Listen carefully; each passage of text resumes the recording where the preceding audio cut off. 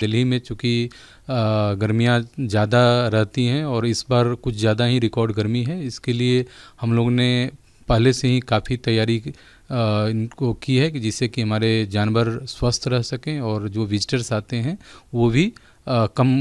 भी उनको भी कोई तकलीफ़ ना हो। तो जानवरों में सबसे पहले हम लोग उसके डाइटरी चेंज करते हैं, जो विंटर डाइट रहता है जिसमें वसा की मात्रा, जो फैट की मात्रा ज़्यादा होती है या तो उसे कम करके उसको समर डाइट में शिफ्ट कर दिया जाता है, जिसमें कि समर डाइट में मांसाहारी जानवरों के लिए 1 से 2 किलो उनका जो मांस में कटौती की जाती है। और इसके अलावा जो हर्बीवोर्स और जो सर्वाहारी जानवर हैं उसमें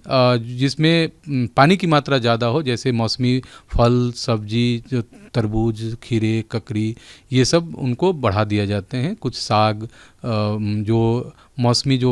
हरे चारे होते हैं उनकी मात्रा बढ़ा दी जाती है। इसके अलावा जो भालू या प्राइमेट्स में जो काफ़ी सेंसिटिव होते हैं टेम्परेचर को लेके, तो उन्हें हम जो फ्रूट्स होते हैं उसमें दूध और जो उसका खिचड़ी जो बनता है उसमें उसको फ्रूट आइसक्रीम की तरह उनको दिया जाता है, जिससे कि वो लिक कर सकें। इसके अलावा हमारा दूसरा सबसे जो ज़रूरी होता है कि हम जो रनिंग वाटर कैसे, जो उनका एरिना है जहाँ पर विजिटर उनको देख पाते हैं, जब रात्रि में एनिमल शेल्टर में रहते हैं तो उस समय उन्हें कूलर की सुविधा दी जाती है, लेकिन जब वो बाहर में आते हैं तो उन्हें रनिंग वाटर में जो हमारे वाटर टैंक्स हैं उनका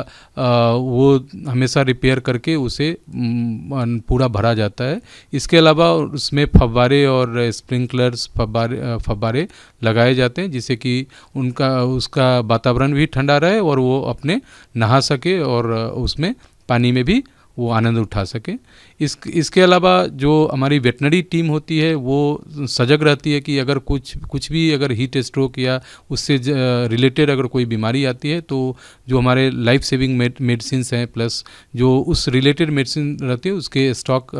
हम लोग पहले से ही पूरा करके रखते हैं। और कोई भी एनिमल को अगर कुछ प्रॉब्लम होती है तो उसे एरिना से बाहर करके उनके शेल्टर हाउस या हमारे वेटनरी हॉस्पिटल में लिया जाता है। इसके अलावा जो छोटे मोटे चेंज करते हैं जो टाइमिंग में, कि हमें शिफ्ट वाइज एनिमल को छोड़ा जाता है, जिस एनिमल की हमारे पास संख्या ज़्यादा है उसे शिफ्ट वाइज छोड़ा जाता है अरीना में, जिससे कि एक एनिमल ओवर एक्सपोज ना हो सके। और उनको जैसे जो 12 से 3 का जो मेजर टाइमिंग होता है जहाँ पर